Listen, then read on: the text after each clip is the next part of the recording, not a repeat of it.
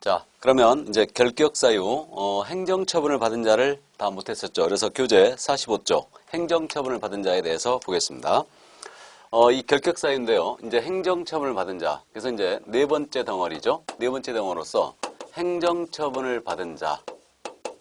행정처분이라는 것은 행정관청에서 일정한 제재를 받은 자를 말합니다. 자, 그래서 행정처분을 받은 자로서 이제 먼저 공인중개사 자격을 취소당했어요. 그럼 자격을 취소당한 자는 3년간 중개업종사 금지입니다. 자격 취소 처분을 받고 3년이 경과되지 아니한 자. 이 자는 3년간 중개업종사 금지고요.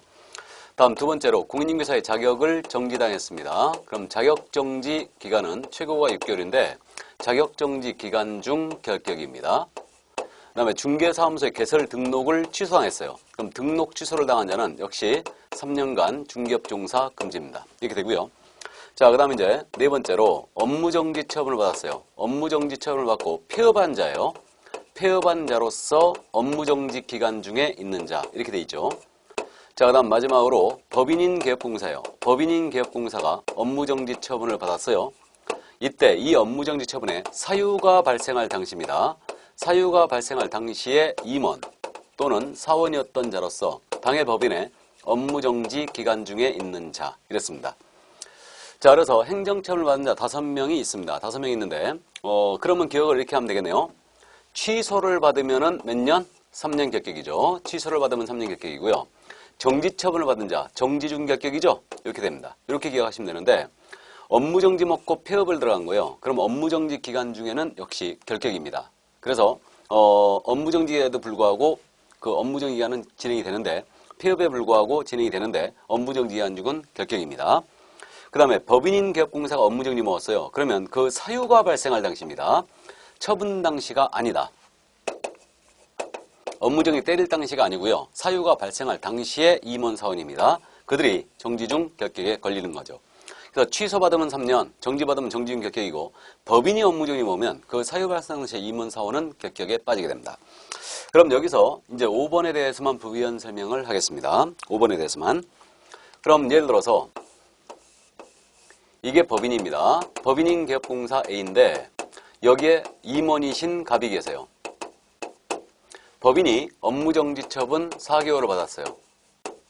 근데 이 임원이 이 업무정지에 사유가 발생할 당시의 임원이었습니다. 그러면 이자가 사임을 했어요. 이중속을 풀었다는 얘기죠. 사임을 했을지라도 이자는 사유 발생 당시 임원이었기 때문에 다른 데 가서 종사할 수 있다 없다? 종사할 수 없다. 이 얘기예요. 결격입니다. 이자는. 자, 그런데 이거 사임을 했을 때가 종사 금지인데, 근데 주의할 점은 이번에는 A 공인중개사인 개업공사예요. 공인중개사인 개업공사 이자입니다. 이자에게 고용된 소속 공인중개사 갑이 있어요. 이자는 직원인자가 분명하죠. 그럼 역시 A가 업무정지 처분 4개월을 받았습니다. 그래서 중개사무소가 쉬게 됐죠. 그러니까 이 소속이 나 그만할래 하고 사직을 했어요.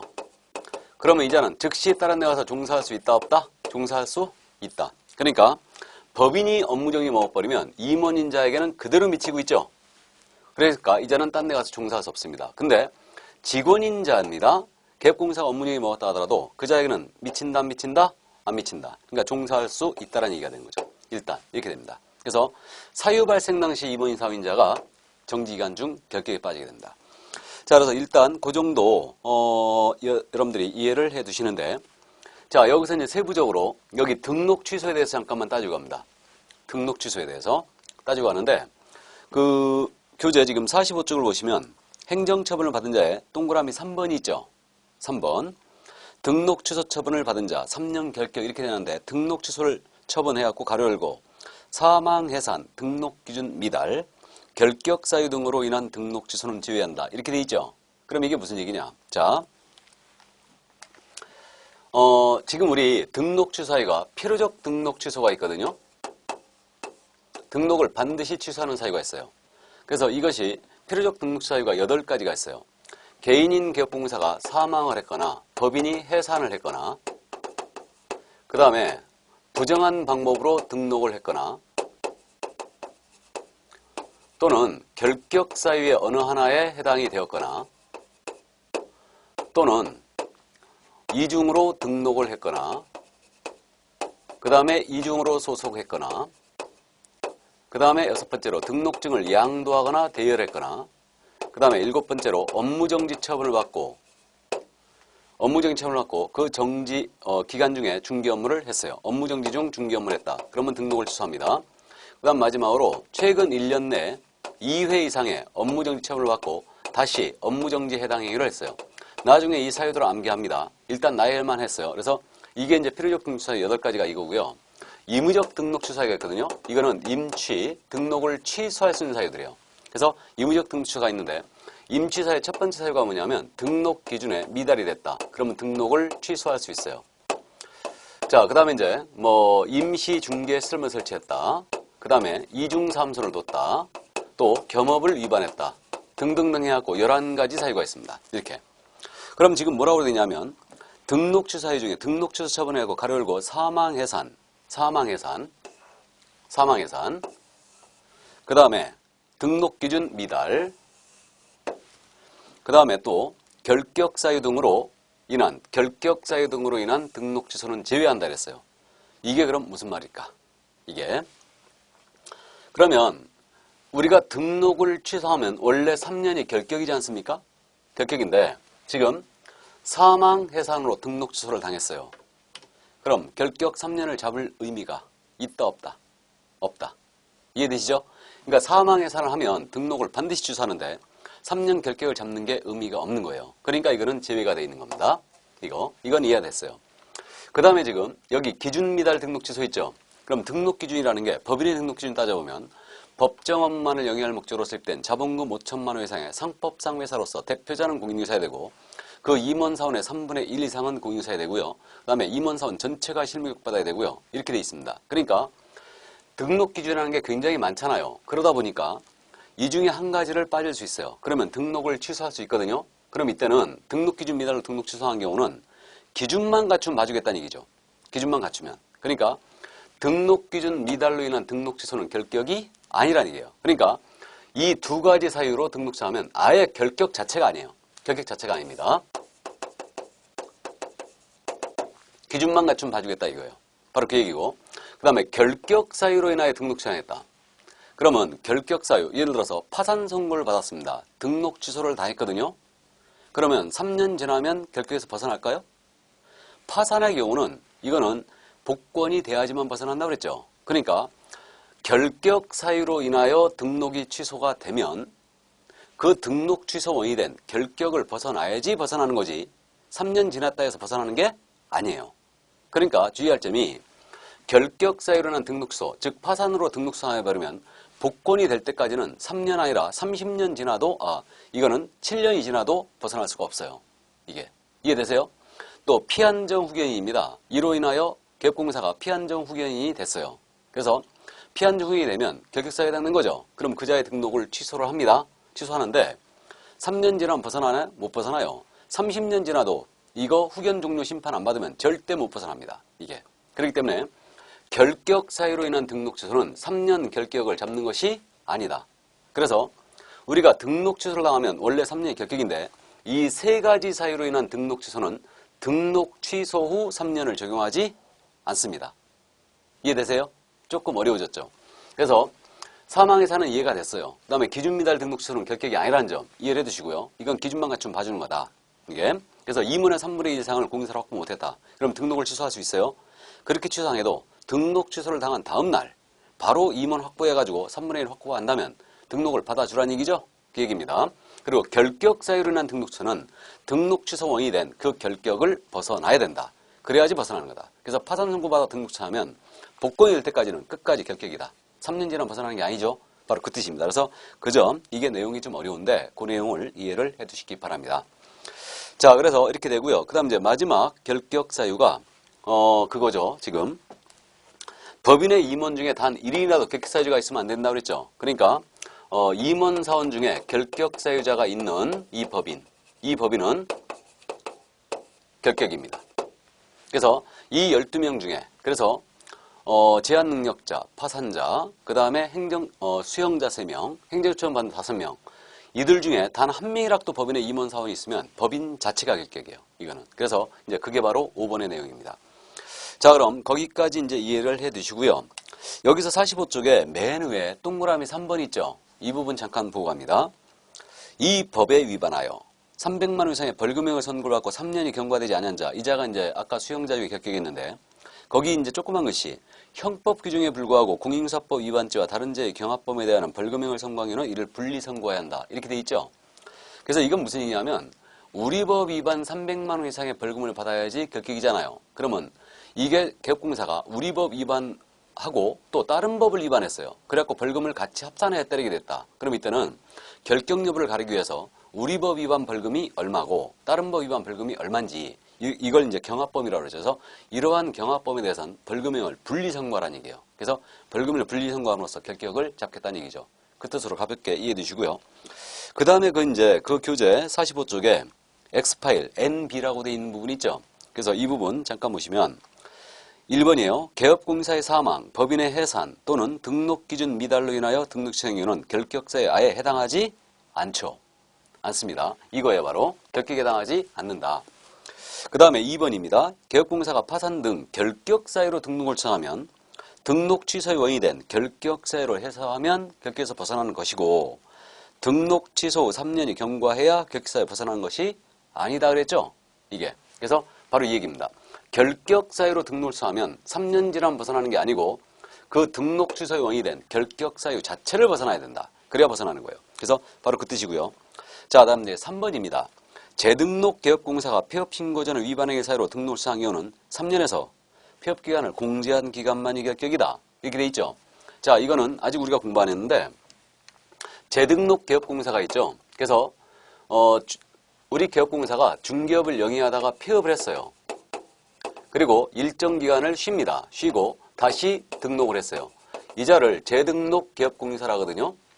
그러면 재등록 개업공사는 폐업 전 개업공사의 지위를 그대로 지위를 승계를 합니다. 이게 나중에 공부합니다. 그러면 재등록 개업공사가 폐업 전 만약에 위반을 사유로 여기서 등록을 취소했잖아요. 이걸 등록 취소할 수 있어요. 그러니까 이 폐업 전 개업공사의 지위를 그대로 재등록 개업공사는 승계를 받기 때문에 폐업 전에 어떠한 위반행위가 있었다면 여기서 등록 취소를 때려버릴 수 있어요. 그러면 예를 들어서 이 개업공사가 폐업 신고 전에 이중 소속을 했거든요. 그럼 이중 소속은 필요적 등록차이죠. 그리고 이자가 1년을 신고해요. 이게 폐업 기간이에요. 이 부분이 폐업 기간입니다. 그럼 1년을 쉬고 여기서 재등록을 한 거예요. 그럼 이때 사유를 이유로 해서 여기서 등록을 취소해버릴 수 있어요. 그럼 이자는 지금 폐업 전 위반한 사유에서 등록 취소했잖아요. 그럼 원래 등록 취소하면 몇 년 결격이다? 3년 결격이죠. 그러면 이렇게 이제 등록을 취소하면 원칙 3년 결격이 되는데 이 3년에서 폐업 기간을 빼주겠다는 얘기예요. 신기간을. 그래서 1년을 빼줍니다. 그래서 이자는 결국은 몇 년이 결격? 2년이 결격만 되는 거죠.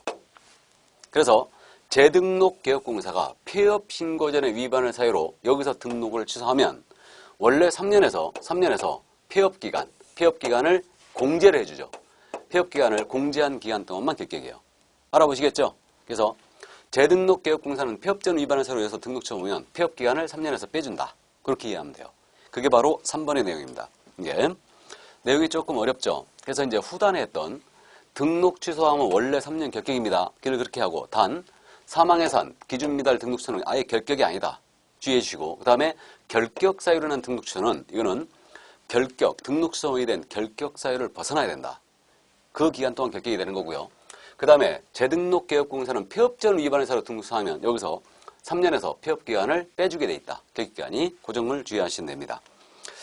자, 그러면 스피드 체크 보도록 합니다.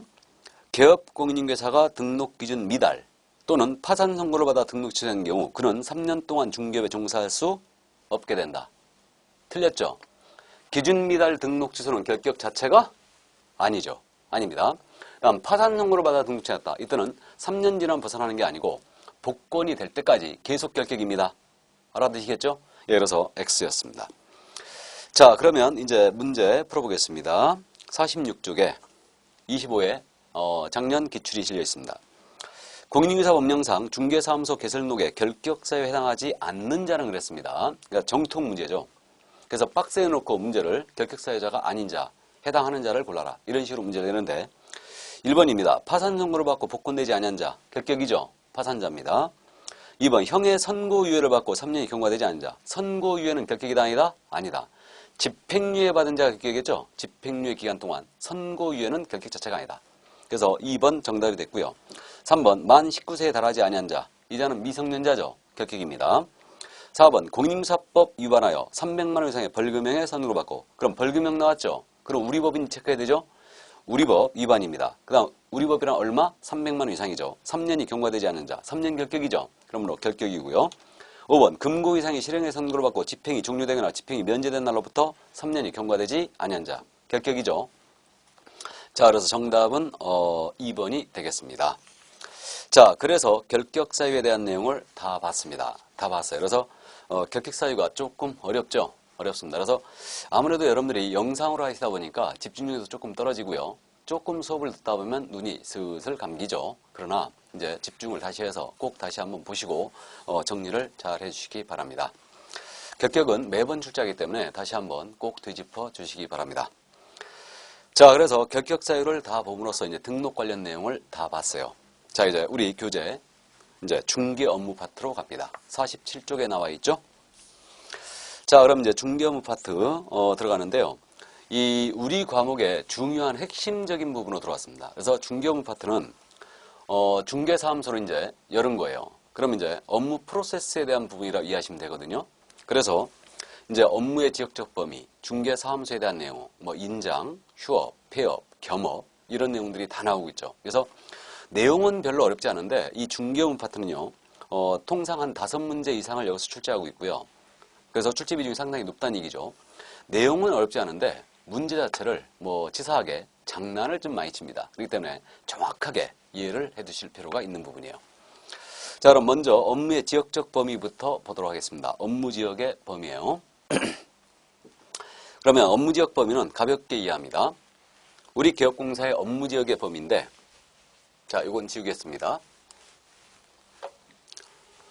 이 업무 지역에 대해서는요.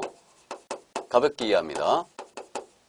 우리 현재 지금 기업공사의 종별이 법인인 기업공사가 있습니다.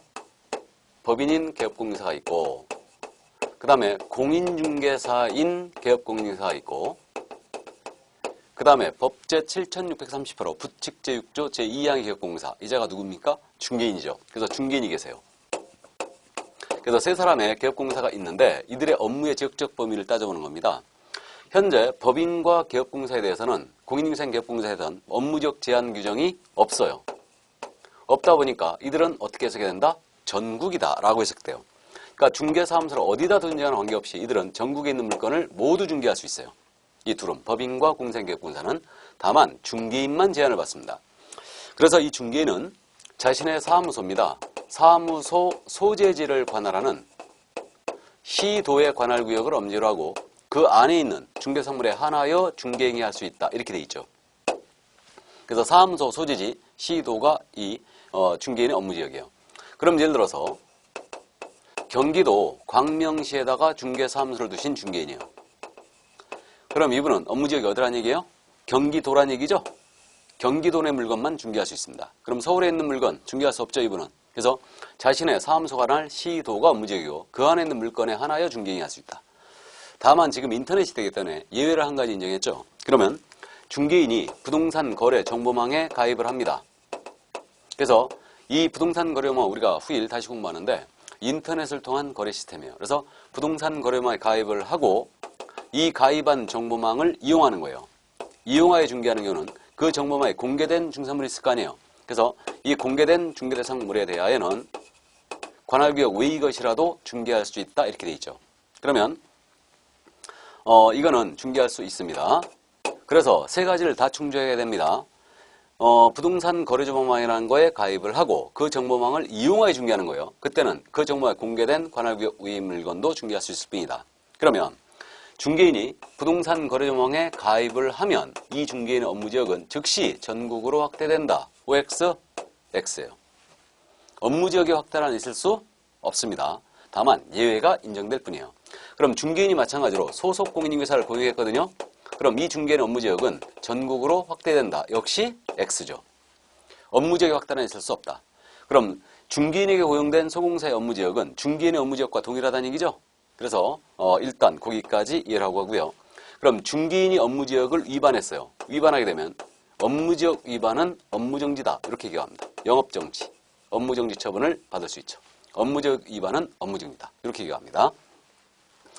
자, 그래서 여기까지 이제 봤는데, 그럼 여기서 이제 법인, 잠깐만 따져보고 합니다. 법인은 지금 현재 중개법인이 있고 특수법인이 있다고 그랬죠? 다른 법률에 따라 중개업을 영위할 수 있는 법인, 이걸 특수법인이요. 이들의 업무지역 모두 전국이죠. 특수법인도 전국으로 일단 해석이 됩니다. 이렇게 되고요. 그 다음에 법인들은 지점에 해당하는 분사함소를 둘 수 있어요. 그럼 분사함소의 업무지역, 이것도 역시 전국이다 라고 해석됩니다.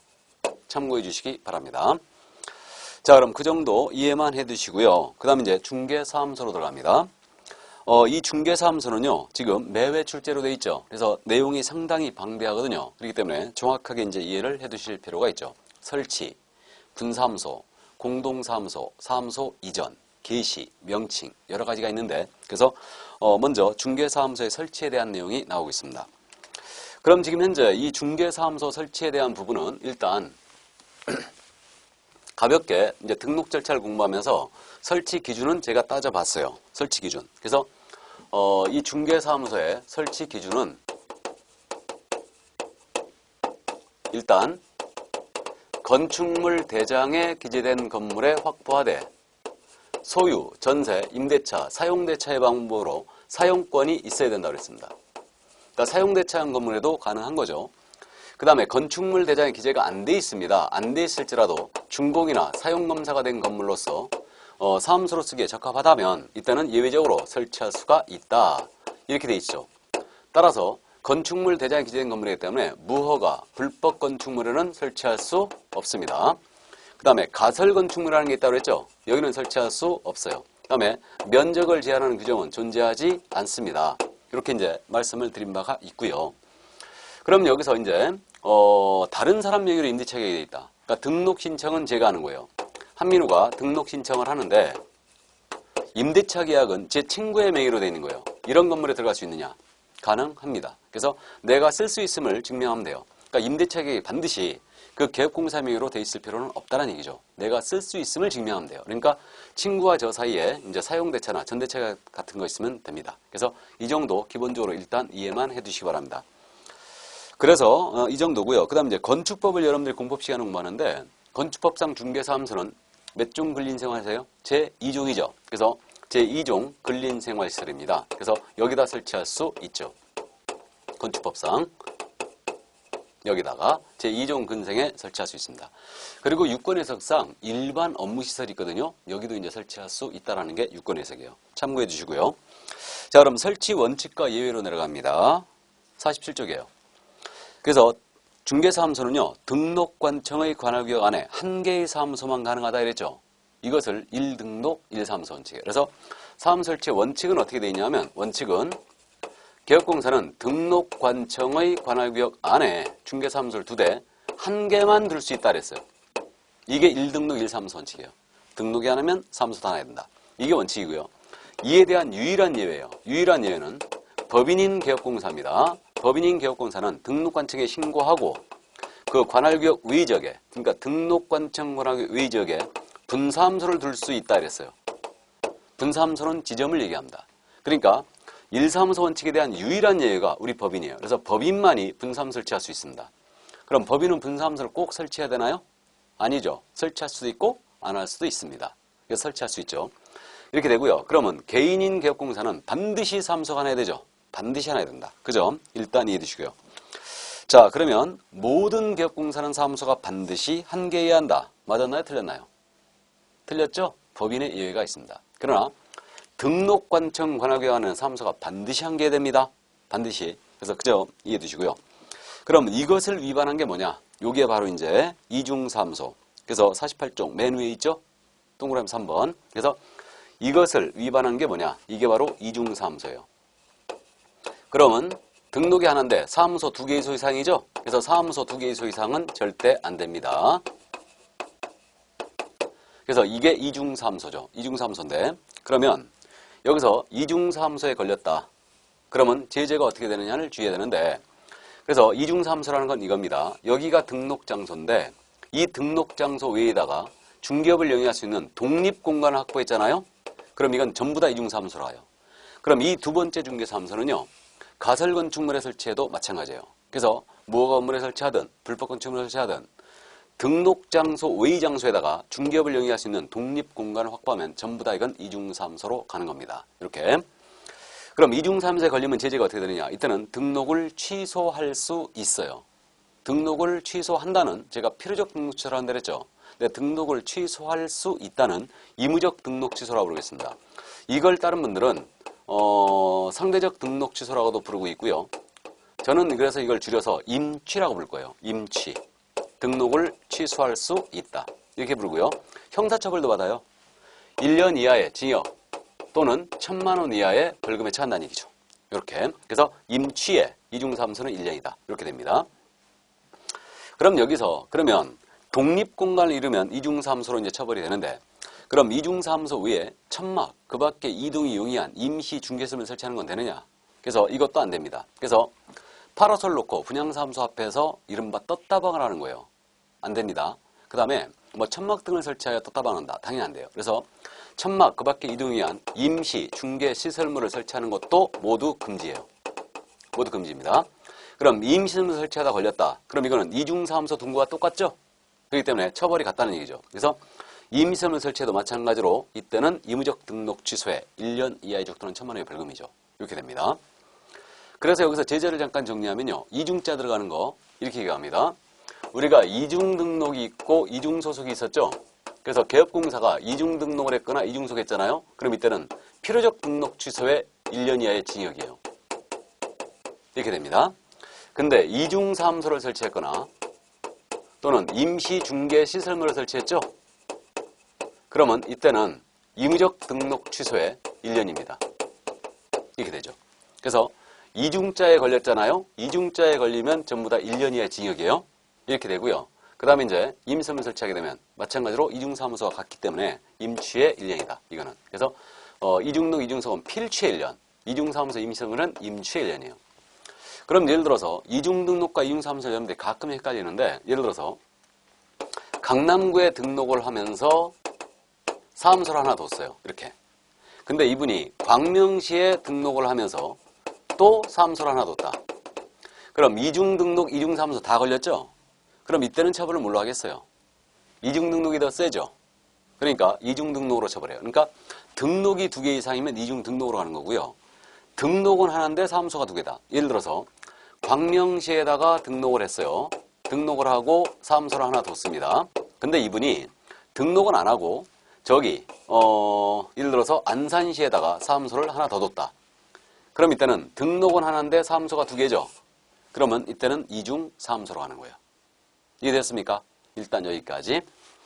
자, 그래서 제재를 위주로 기억을 해주시고요. 이제 1등록 1사무소 원칙에 대한 유일한 얘기죠. 이게 법인의 분사무소입니다. 이게. 자, 그럼 법인의 분사무소 들어가는데 법인의 지점을 우리는 분사무소라고 부르죠. 그래서 상법에서는 지점을 그냥 지점이라고 그러고요. 민법에서는 지점을 분사무소라고 부릅니다. 그래서 우리도 법인의 지점을 분사무소라고 부르고 있는 거예요. 그럼 법인만이 분사무소 설치할 수 있고요. 반드시 법인은 분사무소 설치해야 되는 거 아닙니다. 설치할 수도 있고 안 할 수도 있다. 그럼 분사무소는 당연히 설치하기 위해서는 먼저 설치 요건을 확보해야 되죠. 그래서 설치 요건을 확보하는데 법인은 분사무소 설치하기 위해서는 어떤 요건을 확보하느냐. 먼저 첫 번째, 주된 사무소가 있는, 주된 사무소라는 것은 본점을 얘기합니다. 부된 사무소, 시군구를, 주된 사무소에 있는 시군구를 제외한 시, 군, 구별로 설치를 하되 시, 군, 구별로 한 개소를 초과할 수 없다 이랬어요. 이렇게 돼 있죠. 여기까지. 일단 그럼 본점이 주된 사무소가 예를 들어서 서울시 강남구에 있었다. 그럼 서울시 강남구에 주된 사무소가 있는 이 법인은 유일하게 여기 강남구에는 안 된다는 얘기죠. 주된 사무소 있는 시군구를 제외한 이랬으니까. 그래서 강남구는 안 되는 겁니다. 그럼 나머지 강남구를 제외한 나머지 시군구는 다 된다는 얘기죠. 그럼 법인은 전국 모든 시군구에 분사무소 설치할 수 있다. 라고 하면 틀렸어요. 유일하게 주된 사무소가 있는 시군구에는 안 되는 겁니다. 그 점을 일단 주의해 주시고요. 그래서 1등록 1사무소 원칙을 그대로 유지를 하고 있는 거예요. 동일 등록관청은 사무소가 2개 이소 이상 있을 수 없다. 이 원칙을 유지를 하고 있는 겁니다. 그 다음에 시군구별로 설치할 수 있다고 그랬죠. 시군구별로. 그러니까 법인인 개업공사는 분사무소를 때 시군구별로 쓸 수 있다는 얘기예요. 그러면 분사무소는 시도별로 설치해야 한다라고 하면 틀렸어요. 근데 필요에 따라 시군구가 기준이니까 넓은 기준인 시도별로 설치하는 것은 상관이 없습니다. 그러니까 주된 사무소가 강남구에 있어요. 경기도 지부는 광명시에 두고, 그 다음에 충청도 지부는 저기 천안시에 두고, 전라도 지부는 목포시에 두고 이렇게 둘 수 있다는 얘기예요. 그러니까 시도별로 설치해야 한다면 틀렸습니다. 근데 시도별로 설치할 수도 있다. 그럼 맞았다는 얘기예요. 그 정도 이해하시고, 그 다음에 시군구별로 한 개소를 추가할 수 없죠. 그러니까 동일 시군구에는 분사무소를 한 개소만 두라는 얘기입니다. 이 얘기예요. 그래서 한 개소를 초과할 수 없다. 한 개소만 두라는 얘기예요. 그 다음에 분사무소의 소장님은 우리 뭐라 한다고요? 책임자라고 부릅니다. 책임자. 그래서 이제 분사무소의 책임자는 공인중개사 일것 이랬죠. 그래서 분사무소의 책임자는 공인중개사야 됩니다. 근데 우리 특수법인 공부한 적 있죠? 다른 법률에 따라 중개업을 할 수 있는 법인. 그래서 특수법인에게는 분사무소의 책임자는 공인중개사여야 한다는 요건. 이 요건을 적용하지 않습니다. 이거. 그래서 특수법인의 임원 중에는 등록 기준을 전체 배제했기 때문에 공인중개사가 한 명도 없어도 된다고 그랬는데 분사무소의 책임자만 공사해야 한다는 모양새가 이상하니까 배제한 거예요. 그래서 생각보다 잘못 옵니다. 그래서 다른 법률에 따라 중개업을 할 수 있는 법인의 분사무소의 책임자는 공인중개사가 아니어도 됩니다. 이 점 이해해 두시고, 그래서 여기까지가 바로 분사무소 설치 요건 기본 세 가지가 이거거든요. 이건데 나머지 이제 추가되는 요건, 설치 신고할 때 내는 서류를 봤더니 어떤 추가되는 요건이 어떻게 되느냐. 우리 분사무소의 책임자께서는요, 설치 신고일 전 1년 내에 실시하는 시도지사가 실시하는 실무교육을 이수하셔야 돼요. 책임자께서는 실무교육 받아오셔야 됩니다. 받아오셔야 되고, 그 다음에 보증을 설정해야 되거든요. 그래서 법인이 분사무소를 두잖아요. 그럼 설치할 때마다 보증을 1억 이상이에요. 1억 원 이상의 보증을 추가로 설정을 하라 이랬어요. 추가로 설정할 것. 이렇게. 그러면 이 얘기는 그 얘기입니다. 지금 서울 강남구에 주된 사무소가 있는 법인이에요. 그럼 이 법인은 주된 사무소에 지금 보증 기본 얼마 끊겨 있다는 얘기예요? 2억 원이죠. 법인이니까. 2억 원이 기본 끊겨 있을 겁니다. 그럼 만약에 광명시에다 분사무소 설치한다. 그러면 1억 추가해요. 여기다가. 플러스 1억. 이렇게. 그 다음에 종로구에다 둔다. 그러면 또 1억 추가. 이렇게. 그럼 법인이 분사무소를 둘 때마다 주된 사무소 보증금에다가 1억씩 계속 업을 하라는 얘기죠. 그럼 결국은 법인은 분사무소의 보증, 이거는 주된 사무소에 엎어서 지금 설정하는 거죠. 그러니까 법인은 보증을 하나로 설정한다는 얘기예요, 결국. 이건 왜 그랬을까? 의뢰인을 두텁게 보호하기 위해서죠. 의뢰인을 두텁게 보호해서. 그래서 만약에 여기 광명시에 분사무소 사고가 났잖아요. 그럼 이 법인은 토탈 보증금액 갖고 지급 책임을 쳐라. 지급 책임을 져라. 바로 이 얘기죠. 그럼 예를 들어서 법인이 분사무소를 3개소를 둔 거예요. 3개소. 그럼 이 법인의 최소 보증 설정 금액이 얼마 돼야 돼요? 5억이 돼야 되죠? 주된 사무소 2억에 3개소 분사무소니까 1억씩 추가하니까 3억 추가해야 돼요. 그러니까 최소한 5억이 설정되어 있어야 됩니다. 의뢰인을 두텁게 보호하기 위해서 추가로 설정한다는 거 알 수 있죠? 그러니까 별도로 설정하는 거 아니에요. 그러니까 분사무소 둘 때마다 1억 이상을 추가로 설정한다. 이 점 이해를 꼭 해두시고요. 이건 바로 우리가 이런 게 바로 시험 문제예요. 우리는. 그러니까 이런 숫자들 기본적으로 이해해 두시고, 그 다음에 이제 건축물 대장에 기재된 건물에 분사무소를 확보를 해 주셔야 합니다. 확보해 주셔야 돼요. 다만 건축물에 대한 기재가 안 돼 있다. 그러면 준공이 된 건물로서 대장 기재가 지연되는 사유서를 내므로써 일단 설치할 수 있습니다. 그 다음에 책임자는 당연한 요건으로서 결격사유에 해당이 안 돼 있어야 되죠. 당연한 얘기입니다. 그래서 일단 거기까지. 이게 바로 이제 설치 요건이었어요. 그럼 분사무소 설치 요건을 갖췄으므로 이제 신고를 들어갑니다. 그럼 분사무소 설치 신고라고 그래요, 이거는. 신고인데, 그럼 신고를 어디다 해야 되느냐? 이거는 주된 사무소, 소재지를 관할하는 시, 군, 구청장에게 들어갑니다. 그래서 이 자를 주된 사무소 등록관청이라 부르겠습니다. 그러니까 지금 광명시에다 분사무소 설치 신고하는데 주된 사무소가 강남구에 있으니까 강남구청장에게 신고 들어간 얘기죠? 이 얘기입니다. 그래서 우리는 어떻게 얘기하느냐? 분사무소에 대한 모든 행정처리입니다. 모든 행정처리는 모두 주된 사무소 등록관청에서 한다. 이 점을 꼭 명심을 합니다. 그래서 모든 행정처리는 주된 사무소 등록관청에서 일단 하게 된다. 그 점을 주의를 해주시고요. 그래서 이 분사무소 만약에 이전한다. 이전신고 주대내. 이 분사무소 인장등록 주대내. 분사무소 휴업 폐업 다 주대내. 전부 다 주대내세요. 모든 행정처리를. 그래서 그 점을 주의를 해주시고요. 이때 서류 내야 되겠죠. 서류는 분사무소지 신고서에다가 첨부할 서면이 요건증명서를 첨부해요. 그러면 일단 책임자가 공인인증서에 낸다고 했죠. 그럼 책임자의 자격증사본을 내느냐? 내지 않습니다. 그래서 책임자는 자격증사본 내지 않습니다. 이거는 등록관청이 직접 자격발급 시도사에게 확인 요청해요. 그러니까 내지 않는다. 이거. 그 다음에 책임자가 실무교육 받으라고 했죠. 근데 실무교육 수료증 사본은 내야 되겠죠. 그래서 실무교육 수료증 사본 내줘야 됩니다. 그 다음에 보증 설정하라고 했죠. 그럼 보증 설정 증명서류 이거 사본 내줘야 되죠. 내줘야 됩니다. 그 다음에 건축물 대장 기재 건물에 사무소 확보했음을 증명할 수 있는 서류 분사무소 확보 증명서류 내야 됩니다. 임대차 계약서 내야 되고요. 그럼 분사무소가 건축물 대장 기재가 안 돼 있다. 그럼 대장 기재가 지연되는 사유서도 추가에 같이 내야 돼요. 이게 그래서 이렇게 냅니다. 그래서 이런 서류들을 내줘야 되고요.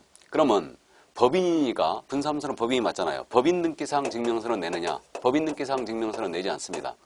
우리 법상 법인 등기사항 증명서 내는 경우 없습니다. 모두 전자정법에 의하여 직접 확인 들어가요. 그러니까 내지 않습니다. 이렇게 되고요. 그럼 주의할 점이 여기서요. 우리 등록을 할 때 보증관계증서 냈어요? 안 냈어요? 등록할 때 이거 안 냈죠? 근데 분사무소 신고할 때는 내는 거예요. 왜 내냐면 등록할 때는 등록 신청 들어갈 때는요. 보증관계증서를 내고 싶어도 못 냅니다.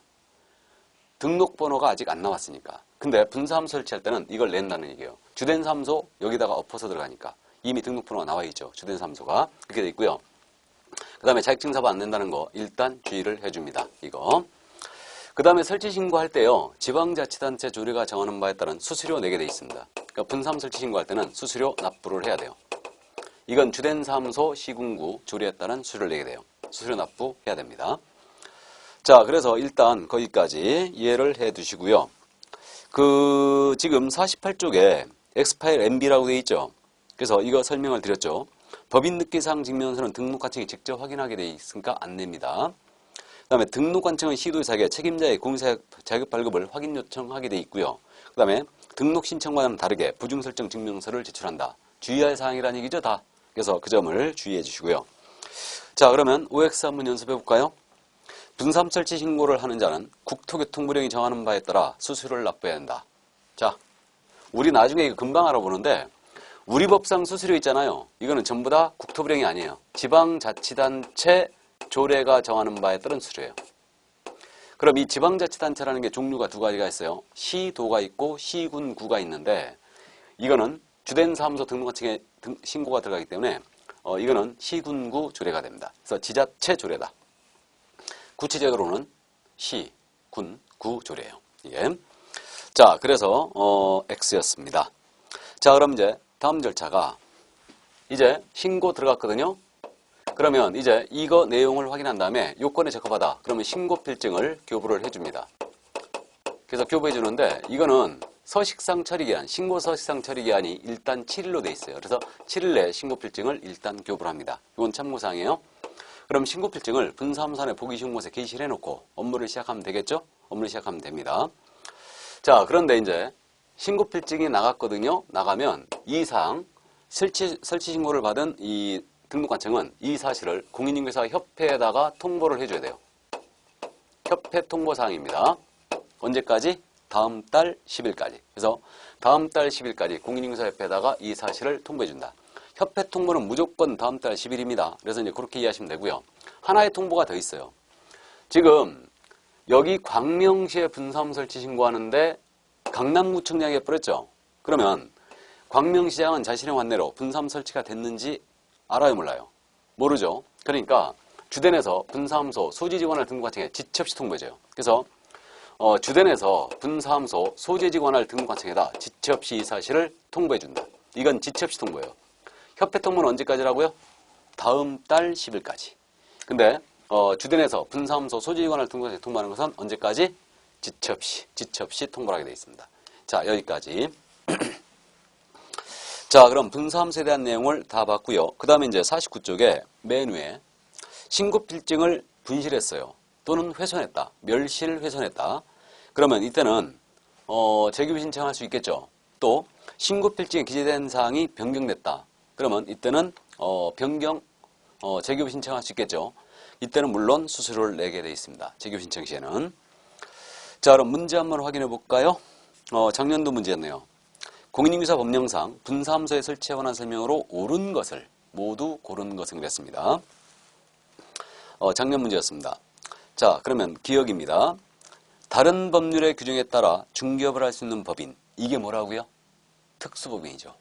그래서 특수법인은 강학상 쓰는 표현이기 때문에 시험에서는 다른 법률의 규정에 따라 중개업을 할 수 있는 법인. 이렇게 표현해요.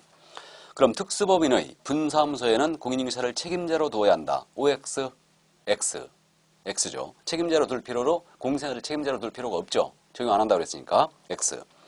니은 분사함수 설치 신고를 하려는 자는 그 신고서를 주된 사무소의 소재지를 관할하는 등록관청에 제출해야 한다. 맞았죠, 이거는? 그래서 분사함수 설치 신고는 주된 사무소 소재지 관할 등록관청에 들어간다. 맞고요. 5. 디귿. 분사함수의 설치 신고를 받은 등록관청은 그 신고 내용이 적합한 경우에는 국토교통부령이 정하는 신고필증을 교부해야 한다. 그러죠? 그래서 신고필증 교부해야 되죠? 근데 국토부령이 정하는 눈에 걸리죠? 근데 이런 거는 신경 쓸 필요가 없습니다. 그래서 국토부령이 정하는 신고필증을 교부한다. 맞습니다. 5. 그럼 니은 디귿은 맞았어요. 그럼 리을 분사함수에 설치 신고를 하려는 자는 법인 등기사항 증명서를 제출해야 한다. 우리 법령상 법인 등기사항 증명서 내는 경우 없어요. 모두 직접 확인 들어갑니다. 등록관청이. 그러니까 내지 않습니다. 그럼 X죠? 그러니까 옳은 지문 니은과 디귿이 되겠죠. 그래서 3번이 정답이에요. 그래서 이게 지금 지문이 기역, 니은, 디귿, 리을 이렇게 돼 있잖아요. 그럼 이게 O 이렇게 있고 기역은 X, 리을도 X죠. 근데 지금 지문을 보면 다행히 지문에 기역, 리을이 없죠. 그러니까 여러분들이 문제를 풀 때 옳은 것 골라라 했죠. 그러니까 여기다 옳은 것 골라놓고 거꾸로 지문에서 뭐 예를 들어서 4번에 기역, 리을 이렇게 해놓은 거예요. 그럼 또 이걸 거꾸로 쓰는 경우도 있어요. 그러니까 항상 우리가 이 OX 이게 습관화되어 있어야 됩니다. 이게. 그래야 거꾸로 쓰는 사태를 막을 수 있어요. 그러니까 다 풀어놓고 이걸 답을 거꾸로 쓰는 그런 우를 범하지 말아야 되죠. 그러니까 항상 OX 이것을 유치처럼 하지만 그렇게 해주시기 바랍니다. 자, 그래서 이제 분사함수에 대한 내용을 다 봤고요. 이제 중개사무소의 공동사용이 나오고 있죠. 자, 공동사용을 보겠습니다. 소제목이 지금 공동사무소로 되어 있는데요. 이게. 그래서 이제 우리 법 13조 6항 원칙으로 되어 있거든요. 자, 이렇게 되어 있는데 원칙을 읽어드리면 개업공인인증서는 업무의 효율적 수행을 위하여 다른 개업공사와 중개사무소를 공동사용할 수 있다. 이게 13조 6항 본문 규정이에요. 이게. 이 경우 공동사용하기 위한 개설등록이나 사무소 이전 신고 시 다른 개업공사의 승낙서를 첨부해야 한다. 건물주의 승낙서가 아닙니다. 다른 개업공사의 승낙서를 첨부하면 된다. 근데 이에 대한 유일한 예외. 이제 공동사용할 수 없다는 얘기죠. 업무정지 개업공사는 다음의 방법으로 중개사무소를 공동사용할 수 없다 그랬어요. 그래서 업무정지 개업공사가 다른 개업공사에게 중개사무소 공동사용을 위해 승낙서를 주는 방법. 다만 업무정지 개업공사가 업무정지 처분을 받기 전부터 중개사무소의 공동사용 중인 다른 개업공사는 제외한다 그랬죠. 다음에 2번 업무정지 개업공사가 다른 개업공사의 중개사무소를 공동사용하기 위해 사무소 이전 신고하는 방법으로 공동사용할 수 없다. 이렇게 돼 있어요. 그러니까 공동사용할 수 있는데 유일한 예외가 업무정지 개업공사는 사무소를 공동사용할 수 없다. 이 뜻이죠? 예, 그렇게 이해하시면 됩니다. 자, 그럼 공동사무소 보겠습니다. 우리가 법원 앞에 가면요. 합동법률사무소들이 있거든요. 그와 유사 제도가 바로 우리는 공동사무소 제도예요. 이게. 그래서 우리 개업공사는 사무소에 업무의 효율적 수행을 위하여 사무소를 공동사용할 수가 있는데 이것을 공동사무소라고 강학상 부르고 있습니다. 그러면 이제 좋은 건물이 하나가 있다. 그럼 이 사무소를 A 개업공사, B 개업공사, C 개업공사, D 개업공사가 공동사용할 수 있다는 얘기죠. 이때 종별 제한 없습니다. 인원수 제한도 없어요. 해서 A는 공인인증사인 개업공사, B는 중개인입니다. C는 법인이에요. D는 분사무소예요. 그래도 공동사용 가능합니다. 물론 C 법인과 D 분사무소는 같은 법인이 아니어야 되죠. 당연한 얘기입니다. 그리고 중개인이 사무소를 같이 쓰더라도 업무지역이 확장되는 거 아니에요. 이 중개는 그대로 자신의 사무소 소재지 시도 업무지역을 시도를 업무지역으로 합니다. 그래서 확장되는 건 아닙니다. 자, 그렇게 되고요. 그러면 이렇게 종별이 다른 개업공사도 사무소를 같이 쓸 수 있다. 이렇게 됩니다. 그럼 구체적인 설치 방법은 A, B, C, D가 학원 동기생들입니다. 그래가지고 동시에 이들이 사무소 같이 운영하자 그래갖고 여기다 개설 등록을 들어가는 거예요. 그러면 공동사용이 되는 겁니다. 또 A가 혼자 쓰고 있는 사무소에 B, C, D가 등록을 들어오는 거예요. 그럼 역시 공동사용 되는 겁니다. 또 A가 혼자 쓰고 있는 사무소에 B, C, D가 다른 곳에서 중개업을 영위하던 개업공사였다면 이들이 여기다 대고 중개사무소 이전 신고를 함으로써 공동사용이 되는 겁니다. 이게 이렇게 되죠. 그러면 이렇게 우리 개업공사가 사무소를 공동사용할 때 등록관청에 별도의 공동사용신고 제도라는 게 있느냐?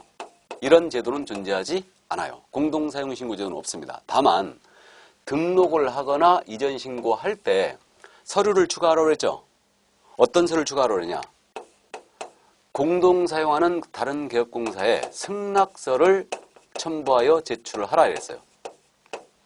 그래서 A, B, C, D 개업공사는 사무소를 공동사용으로 합의합니다. 이런 승낙서만 들어가면 될 뿐이지 별도의 공동사용신고제도는 없다는 얘기입니다.